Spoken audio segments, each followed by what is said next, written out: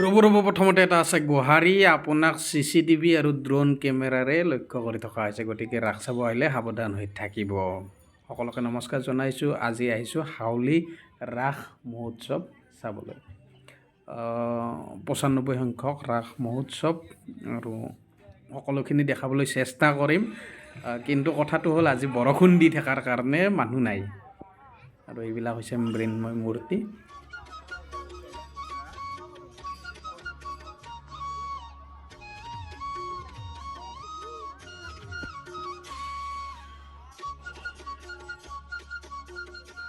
বেছিভাগ মূৰ্তি পলিথিনেৰে ঢাকি থোৱা হৈছে যাতে বৰষুণৰ পানী পৰি নষ্ট হৈ নাযায়।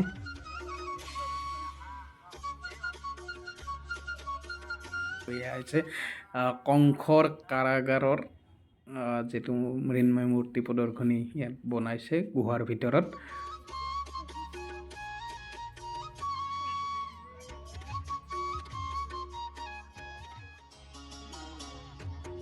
শ্ৰী শ্ৰী শংকৰদেৱ, মাধৱদেৱ, হৰদেৱ আৰু দামোদৰদেৱৰ প্ৰতিমূৰ্তি।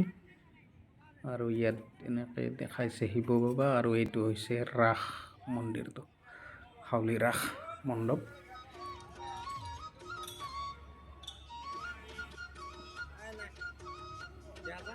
ষ্টেজত উঠি আছে ওজাপালি। ৰাসৰ পৰা ওলাই আহিলোঁ, মীনা বজাৰত গৈ লাভ নাই যিহেতু বৰষুণ দি আছে।